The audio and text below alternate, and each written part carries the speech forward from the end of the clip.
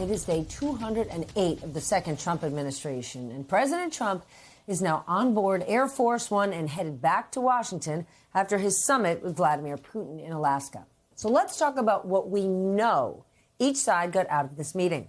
Vladimir Putin got to set foot on American soil for the first time in a decade. He got the full red carpet treatment. He got a perfect photo op at a U.S. military base and a warm greeting from the President of the United States of America, complete with a private one-on-one time with Trump in the presidential vehicle, smiling during the ride. So what did our president, what did Donald Trump get out of this 3-hour meeting with Putin? Well, from the very short news conference we got afterwards, it sounds like not very much. I believe we had a very productive meeting. There were many, many points that we agreed on, most of them, I would say, a couple of big ones that we haven't quite gotten there, but we've made some headway. So there's no deal until there's a deal. We're going to try and get this over with. We really made some great progress today. I've always had a fantastic relationship with President Putin, with Vladimir. That is it. That is all President Trump got out of this. No ceasefire, no luncheon between the U.S. and Russian delegations, not even a PR opportunity after Putin got all the visuals that he wanted. And it is not a good look for the United States of America. It certainly doesn't help our standing in the world right now, a standing that has already been tarnished by tariffs. This could be due in part to how quickly the summit was put together. Typically, in normal presidencies, every single interaction and access for any U.S. president with a foreign leader is heavily debated and choreographed. But here, there were no clear or consistent goals outlined heading into the summit. Trump said he wanted a ceasefire. He said there would be consequences for Putin if he didn't come away with a ceasefire. But then he also said, don't expect too much. This is a listening session. And that is what we got. No clear outcome. Just a good talk and a very chummy reception for a dictator on American soil. All right, let's bring in our leadoff panel tonight. In Anchorage, Chief White House correspondent for the New York Times, Peter Baker, joins us. He spent years as the Moscow bureau chief for the Washington Post, closely watching the rise of Putin. Also with us, NBC News senior national security editor David Rohde. Nayyera Haq, former White House senior director and former State Department senior advisor, and national security analyst and journalist Kevin Barron. Peter, you know I am turning to you. You are our man in Anchorage tonight. What did you see? What was your takeaway? Well, what was striking were the contrast between the remarkably friendly body language between President Trump and President Putin and the lack of a tangible substantive result, right? You saw a president from Russia who is a pariah on the world stage, who's been sanctioned by the United States, who has been declared a war criminal by the International Criminal Court, at least in terms of an arrest warrant, welcomed on a U.S. soil for the first time really since 2007, if you don't count the UN, as if he were a person, as if he were an ally, a friend, a bosom buddy, in effect. And yet, President Trump, who said he wanted to get a ceasefire out of this, flew home without anything to show for it. Now, we don't know what was said behind closed doors. They were particularly oblique when we were standing there in the press conference, which was not really a press conference because they didn't answer any questions. They were very sort of cryptic about what may or may not have been talked about behind closed doors, and we may learn more in the next few days.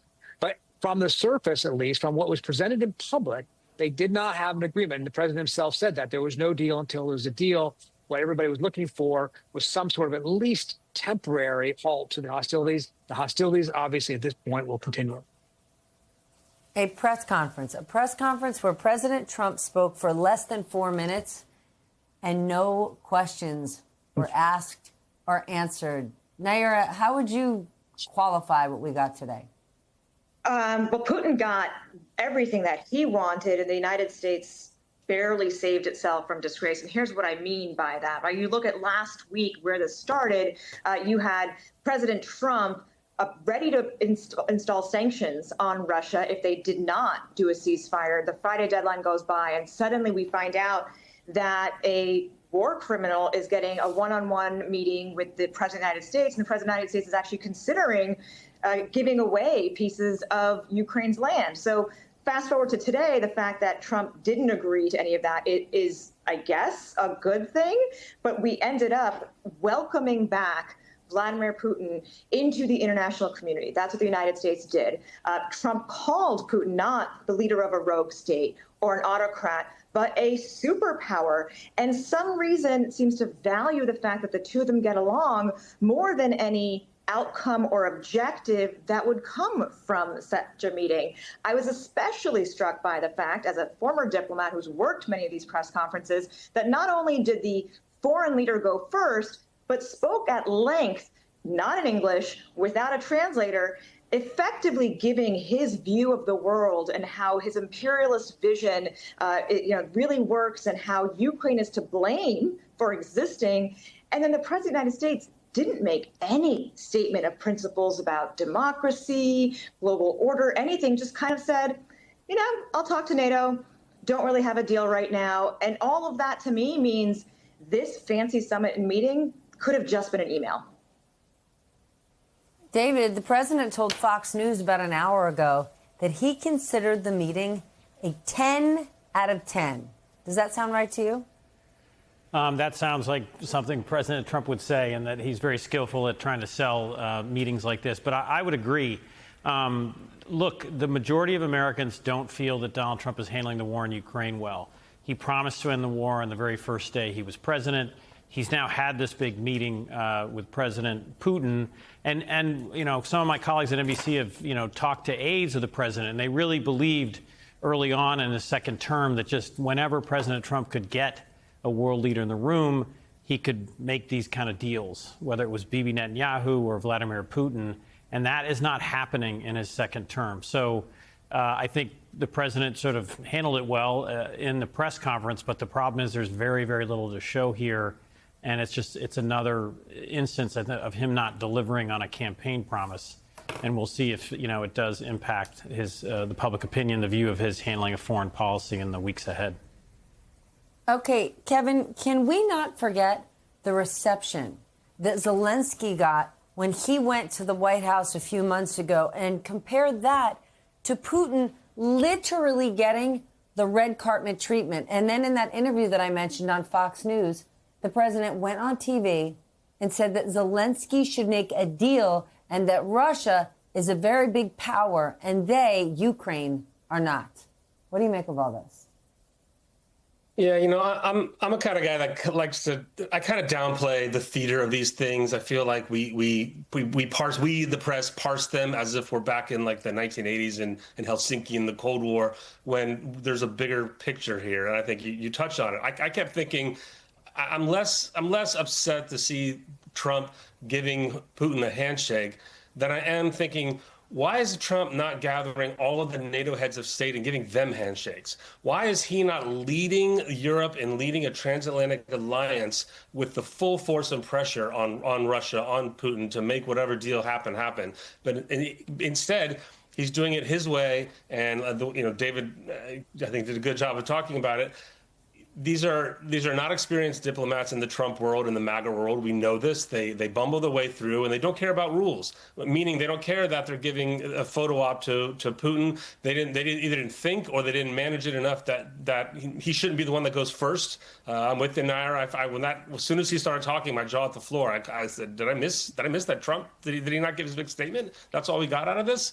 So there's a lot of theater and there's a lot of optics, but there's a lot of real strategy and American leadership at stake. And that was my thought, was this whole day was just such a bust for both of these guys. I think as much as Trump did not come out looking strong, I think he looked weak. He looked inexperienced. I think Putin also looked pretty weak. He looked like a small guy walking underneath B-2s and F-22s. I think that's all theater too. It was ridiculous. It's not going to intimidate Vladimir Putin. But at the same time, Putin was able to walk right underneath America's greatest firepower in a great moment of symbolism and basically say, you can't touch me. That's how I view that image. You can put all the B-2s you want over Putin's head, but America has not changed his mind, has not stopped him from invading Europe and attacking Ukraine. And so we got what we got today, which is a whole lot of nothing. So, Peter, let's think about what Donald Trump's goals were, right? He had signaled he was hoping for a ceasefire or a trilateral meeting. He didn't get one. He didn't get two. The only other thing that he didn't say that he wanted, but he got, was all of us talking about Putin and Alaska, and none of us leading our broadcasts with Jeffrey Epstein. Well, that's true, obviously. But I mean, I think he wants to be seen as a peacemaker, right? This has been an obsession of his, particularly in the last 6 months since he took office again. He's been involved in disputes between Azerbaijan and Armenia, between Thailand and Cambodia.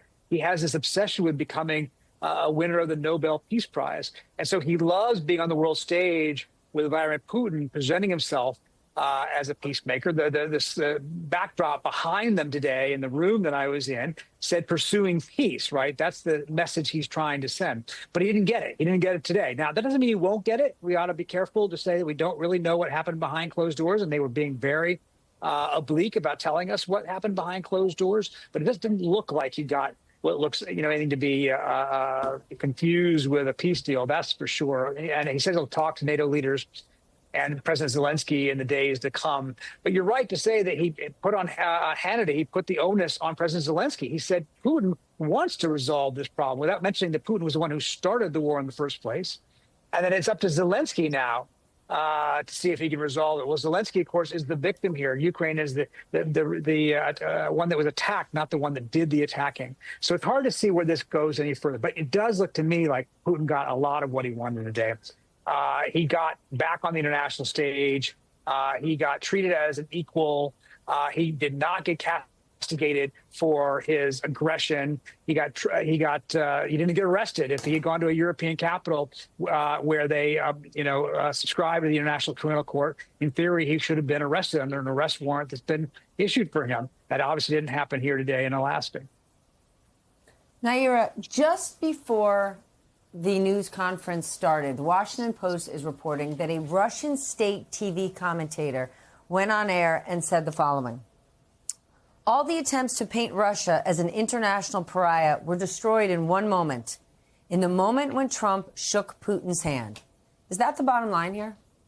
Yes, that is what Putin wanted from all of this, is ultimately being seen as legitimate on the world stage again. There used to be a group called the G8, and the first time Putin invaded Ukraine, they kicked him out. And then suddenly the G7, it's all the other global economic leaders working without him. It's part of that 10-year process of sidelining Russia and making sure that between sanctions and other engagements that Russia could be constrained from its imperialist agenda.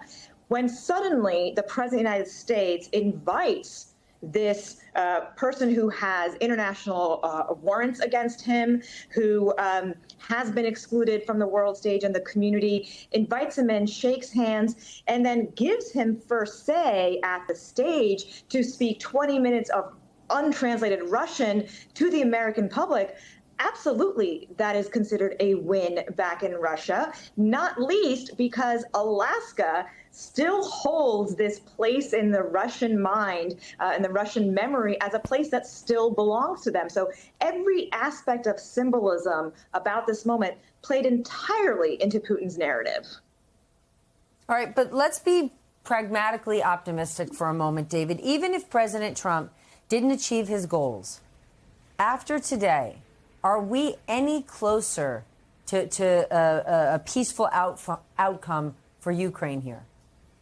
I want to be optimistic, too, but I'm just not sure. And I think this goes back to kind of the preparation for this meeting. There was reporting first in the European press about Steve Witkoff, the president's envoy, who met with Putin. Mm-hmm. And European leaders are saying that Witkoff understood a critical part of the conversation with Putin. Witkoff thought that Putin talked about withdrawing Russian forces from part of eastern Ukraine to two areas, when in fact it looks like Putin was talking about Ukrainian forces withdrawing forces. So that is a tremendous misunderstanding that might have raised expectations in Washington that this kind of meeting could have succeeded. But, as far as we know at this point, it did not succeed.